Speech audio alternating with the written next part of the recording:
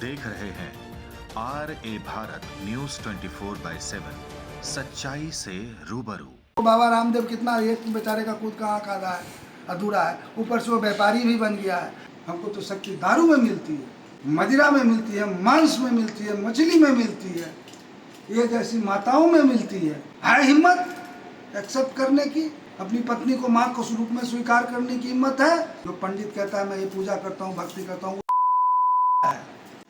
बाबा, सबसे पहले तो आपका बहुत बहुत स्वागत है हमारे चैनल में। जय महाकाल। देवघर कैसे आना हुआ बाबा? देवघर तो यूं ही, देवघर से मेरा बहुत पुराना संबंध है। मैं विद्यार्थी जीवन में था तो 7 साल यहाँ कांवड़ चढ़ाया था। ये लगभग 1981 से लेकर 1987 में। अब तो मैं काफ़ी बुजुर्ग हो गया हूँ, तो बाबा की कृपा हो गई। मैं कामाख्या देवी का दर्शन करने गया था, अम्बुबाची ये तारापीठ में कौशिकी अमावस्या में गया, वहाँ से कामाख्या गया और वहाँ से बाबा ने कहा कि आओ तुम माता का दर्शन करते हो, पिता को भूल गए हो, पिता के दर्शन करने आ गए। क्या बात है। बस यही। ये बाबा मैं देख रहा हूँ बड़ा एकदम नरमुंड वगैरह, किस और भक्ति है आपकी, जरा सा मैं जानना चाहूँ। नरमुंड तो ये प्रतीकात्मक है। हाँ, हाँ। शिव पहनते हैं, काली पहनती हैं, भैरव पहनते हैं। नरमुंड को तो तीन ही को पहनने का अधिकार है, चौथे को पहनने का तो अधिकार नहीं है।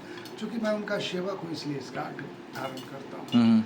इसके विषय में जानना है तो ये बड़ा गूढ़ विषय है, ये बहुत गूढ़ रहस्य है कि ये मुंड है क्या, किसकी प्रतीक है, क्यों बनी, कब बनी, तो ये बड़ा गूढ़ विषय है और इसके लिए तो आपको लंबा मेरे साथ में विचार विमर्श करना पड़ेगा। बट इतना ही जान दें कि प्रतीकात्मक है। यदि मैं शिव की भक्ति करता हूँ, अघोर शिव, खासकर अघोर शिव की भक्ति करता हूँ तो ये प्रतीकात्मक है। काली का करता हूँ तो प्रतीकात्मक है और भैरव का करता हूँ तो प्रतीकात्मक है। चूँकि ये तीनों शमशान को घोषित करते हैं और शमशान जो है मुंड को घोषित करता है। बाबा, बहुत दुनिया हमने देखी, कई लोग कहते हैं कि तंत्र मंत्र ऐसा कुछ नहीं है, भूत प्रेत ये सब जो है कुछ ऐसा कुछ नहीं है। आप क्या बोलना चाहेंगे इस पर? बड़ा अच्छा एक उदाहरण आता है मेरे दिमाग में कि महात्मा बुद्ध के शिष्य थे आनंद। क्योंकि बुद्ध के लोग ज़्यादा अग्रसरी थे। अब बुद्ध के लोग जो आज के दिन में अम्बेडकरवादी और बुद्धवादी हैं, सोच के हैं, वो इस पर बड़ा प्रश्न चिन्ह उठा रहे हैं। इसीलिए मतलब तो बुद्ध के पास में एक आदमी गया, बोला भगवान है, तो बोले हाँ है। दूसरा गया, बोला भगवान है, बोला नहीं है, बोला नहीं है। तीसरा आदमी गया, बोले भगवान है कि नहीं है, तो बुद्ध मौन हो गए।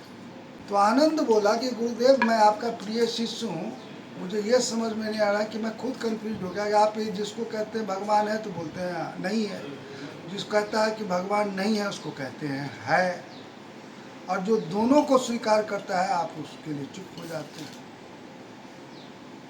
हैं। तो जीवन में बोले कि खोज, प्रतीकात्मक चीज जो होती है, किसी चीज का विरोध खोज की ओर अग्रसरित करता है। अब आपको बोल दूं कि आपने भगवान को देखा, आप तो शिव की नगरी में रहते हैं, तो आप क्या बोलेंगे? आपको मिले हैं कभी बाबा? तो मैं बोलूंगा नहीं है, तो आप उसको खोजिए।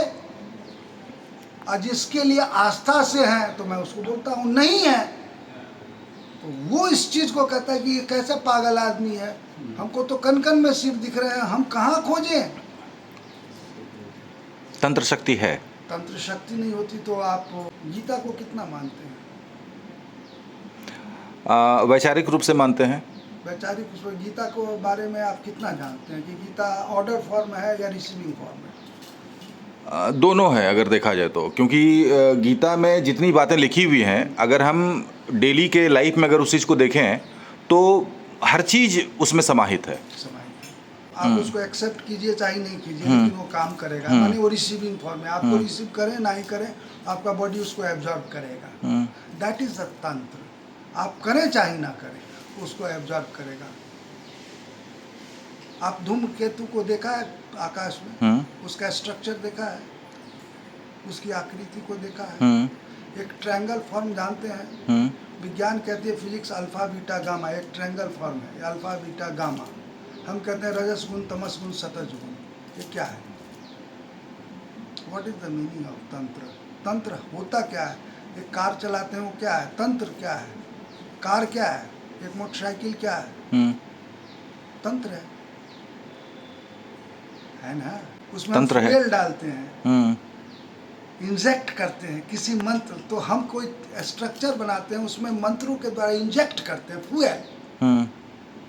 We will give the order, जैसे एक ड्राइवर उसको ड्राइव करता है तो हम इसको ऑर्डर देते हैं कि डू दैट, इस काम को करो, षटकर्म को करो, पंचकर्म को करो, षष्टकर्म को करो। That is the meaning of तंत्र मंत्र और यंत्र। बट उसकी विधि है, उसकी प्रैक्टिस है, उसकी ऊर्जा शक्ति है, परा और अपरा शक्ति है, ये बड़ा गूढ़ व्यस है। आज के नौजवानों को चूँकि इसके विषय में समझ में नहीं आएगी, जहाँ ज्ञान विज्ञान सारी सृष्टि शांत हो जाती है, वहाँ से धर्म और तंत्र मंत्र और यंत्र शुरू होता है। आप जो रोड पे तांत्रिक देखते, दे आर नॉट ए तांत्रिक, दे आर ए मैजिशियन। तंत्र की शक्ति इससे ऊपर है। आप लामा से जाके मिलिए, देखिए तंत्र क्या होता है। वो 4 फीट जमीन को क्यों छोड़ देते हैं, उनका मंत्र है ओम मणि पद्मे हूँ। हुम में कितनी शक्ति है, सिर्फ एक बीज मंत्र है हुम। आप पहले जानिए, पढ़िए, समझिए। तो इसी तरह भगवान है, नहीं है। किसी ने बोला नहीं है, मैं बोला है। जब तक विरोधात्मक चीज नहीं होगा, उस पर रिसर्च नहीं होगा, खोज नहीं होगा। एक्सेप्टेंस इज द जड़ बुद्धि। किसी चीज को आप एक्सेप्ट कर लें कि यही चीज है, तो वो जड़ बुद्धि है। वो मानसिकता गुलामी की है, चाहे आप कांग्रेस की मानसिकता करें, बीजेपी की करें, इसकी करें, उसकी करें, पॉलिटिकली भी बात करते हैं। आप किसी को फॉलो करते हैं तो आपकी मानसिक जड़ है। आप मूर्ख हैं, आपकी कोई विद्या का कोई ज्ञान नहीं है। विरोध ही समाज का निर्माण कर सकता है। That is the. क्या बात है बाबा। तंत्र विद्या और ये जो भक्ति के मार्ग पे कब से चलना स्टार्ट कर दिया? भक्ति नहीं है ये भक्ति नहीं है। दैट इज नॉट ए भक्ति। भक्ति क्या होता है? What is the meaning of भक्ति? हम भक्ति किसकी करते हैं? कौन बोलता है भक्ति करता हूँ? माँ बाप की भक्ति कर नहीं पाए, भगवान की भक्ति करने, जो दिखाई नहीं उसकी भक्ति करने चले, बेवकूफ़ बनाते हो समाज को, दुनिया। जो समाज आपको कुछ चलना सिखाया उसके प्रति तो आपका उत्तरदायित्व नहीं रहा। आप समाज को क्या बना रहे हो? चोर बना रहे हो, डकैत बना रहे हो। उसी समाज से बना हुआ एक नेता समाज को क्या दे रहा है? एक पॉलिटिशियन क्या दे रहा है? एक काउंसलर क्या दे रहा है?